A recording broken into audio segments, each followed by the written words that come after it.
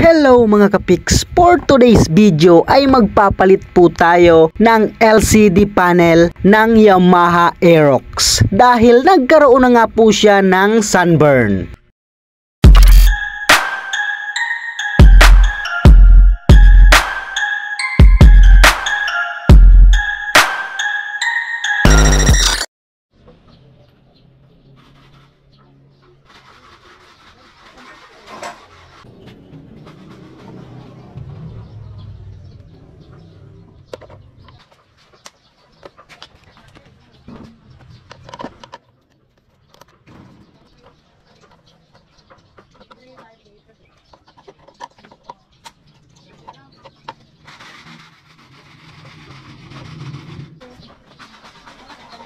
Boleh aja nama.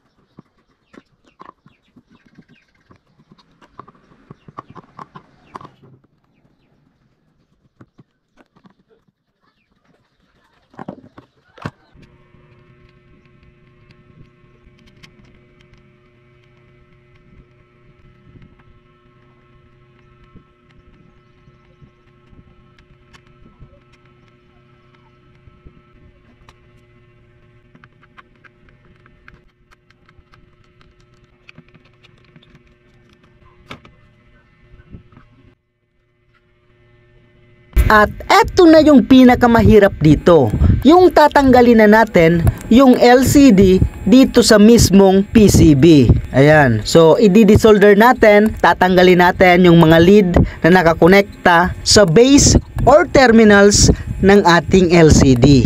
Napakahirap po nitong tanggalin, kaya naman kailangan nyo po ng talagang mahabang pasensya at tiyaga rito. Lalo na kung balak nyo lang palitan yung polarize ng LCD, kailangan nyo pong tiyagain na huwag ma-damage yung pinaka-LCD ninyo. Pero ang gagawin ko rito ay papalitan ko na po siya ng buong LCD. Dahil in case na ma-damage ko man yung LCD, ay hindi na po ako magkakaproblema. At kung matagumpay ko naman itong matatanggal, saka ko na lang po siya papalitan ng polarize at gagawing reserba. 750 nga pala yung bili ko dito sa ating LCD panel.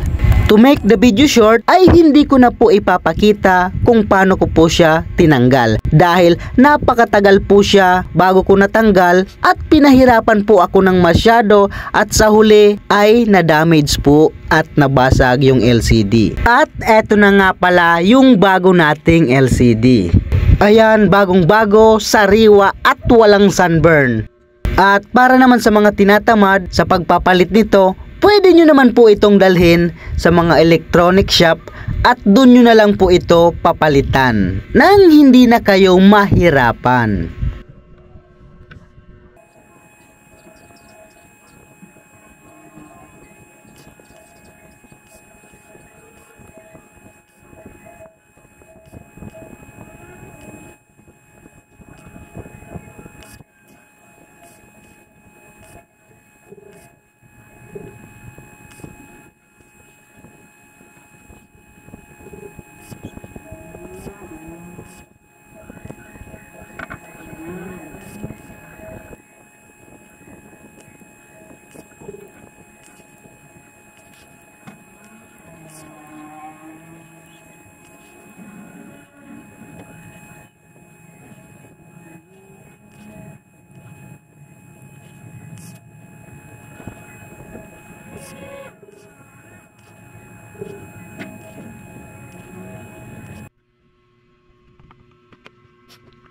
At kung nagustuhan mo po yung video ito, please like and share, and wag nyo rin pong kalimutang mag-subscribe sa aking YouTube channel at follow nyo na rin po ako sa Facebook page and pati na rin sa TikTok.